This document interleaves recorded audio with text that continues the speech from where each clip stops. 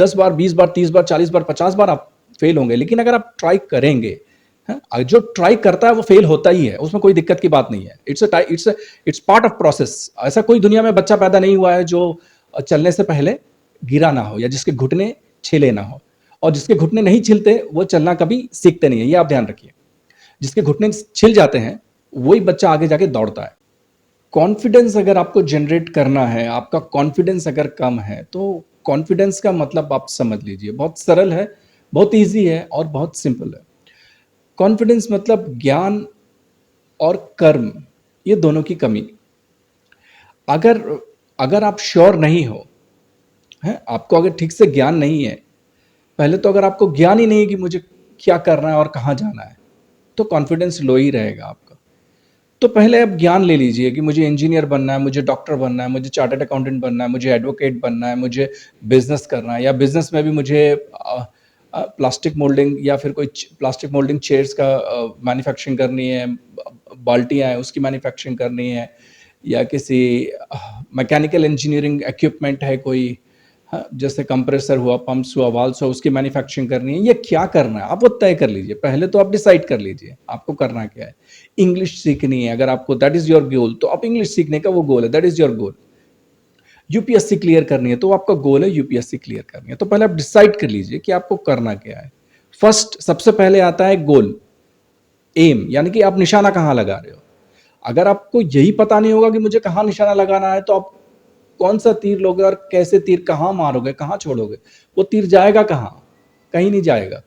तो पहले तय कर लो कि मुझे यहाँ तीर लगाना है, मुझे डॉक्टर बनना है, मुझे इंजीनियर बनना है, मुझे चार्टर्ड अकाउंटेंट बनना है, मुझे यूपीएससी क्लियर करना है, मुझे इंग्लिश सीखनी है, मुझे अमीर बनना है, मुझे पैसा कमाना है, मुझे बिजनेस करना है।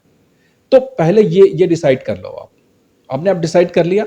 अब वो डिसाइड करने के बाद फिर रोल होता है प्लानिंग का, उसको प्रोसेस बोलते हैं।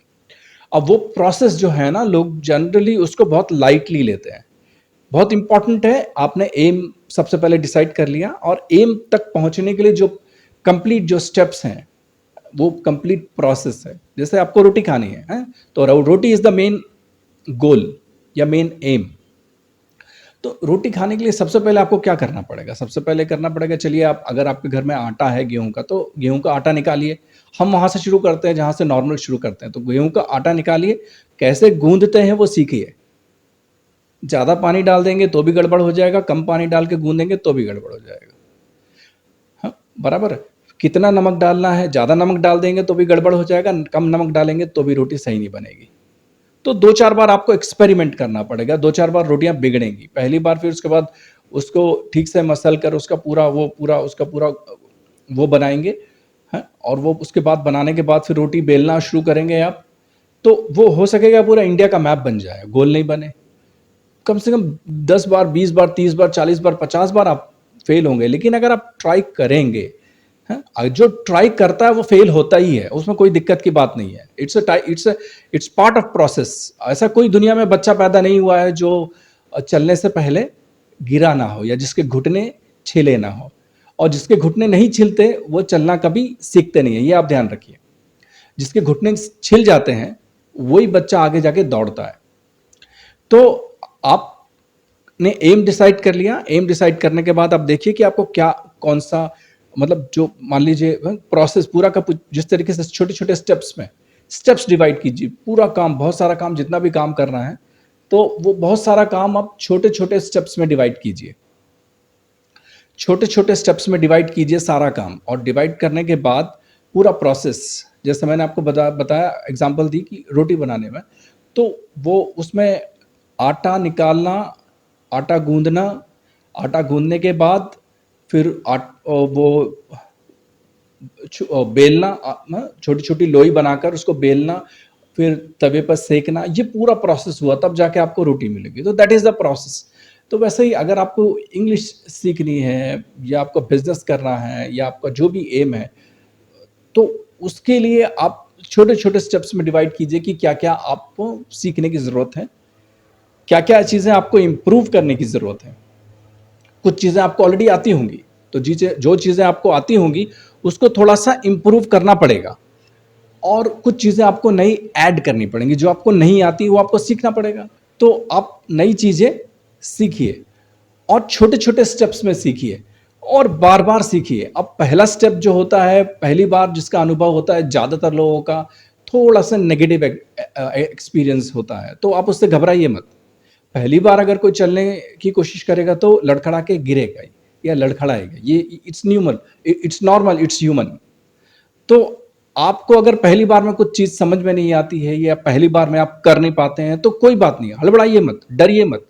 आप दोबारा वो चीज़ कीजिए, उसको समझने की कोशिश कीजिए, तीसरी बार समझने की कोशिश कीजिए, चौथी बार समझने की कोशिश कीजिए और बार-बार कीजिए। जब 10वीं बार, 15वीं बार आप करने की कोशिश करेंगे, समझने की कोशिश किया करेंगे और अगर नहीं आए तो थोड़ा-सा ब्रेक लीजिए। 2 दिन, 4 दिन, 5 दिन का ब्रेक लीजिए और फिर कीजिए। फिर 2-3 दिन, 4 दिन का ब्रेक लीजिए, फिर कीजिए। मैं आपको 100% गारंटी देता हूँ, आप ये ट्रिक फ़ॉलो करेंगे, कितने भी कुछ भी हो, कितना भी डिफ़िकल्ट से डिफ़िकल्ट सब्जेक्ट हो, कितना भी डिफ़िकल्ट से डिफ़िकल्ट एम हो, आप उसको अचीव कर सकते हैं। क्योंकि वो 3 बार, 4 बार, 5 बार आपने जब उसको ट्राई किया, तो पहले आपके लिए वो नया था। लेकिन 4-5 बार जब उसके बाद जब आप ट्राई करेंगे, तो वो आपके लिए 100% नया नहीं होगा। है ना? तो जो 100% एकदम से नया नहीं होगा, तो आप उसको फिर आप थोड़ा-सा समझने लगेंगे और वो सब्जेक्ट भी आपको थोड़ा समझने लगेगा। चाहे मार्केटिंग हो, चाहे बिज़नेस हो, चाहे इंग्लिश लैंग्वेज हो, चाहे कुछ भी हो, जो आपको जो भी करना, जो भी आपका एम हो, वो आप एम को भी समझने लगेंगे, उसका प्रोसेस भी समझने लगेंगे और वो प्रोसेस और वो एम भी आपको समझने लगेगा। ये टू वे, दोनों वे फिर कम्युनिकेशन शुरू हो जाएगा। और उसके बाद शुरू हो जाएगा मैजिक। मैजिक यानी कि आप ग्रेजुअली आपकी मंजिल की तरफ पहुँचने लगेंगे और आपको फिर मज़ा आने लगेगा और जब आपको काम करने में मज़ा आने लगेगा, पढ़ने में मज़ा आने लगेगा या वो तैयारी करने में मज़ा आने लगेगा, उस यात्रा में मज़ा आने लगेगा, तो समझिए I mean you have one the war, आप जीत चुके हैं। फिर आपको कोई नहीं हरा सकता, है ना? Thank you so much.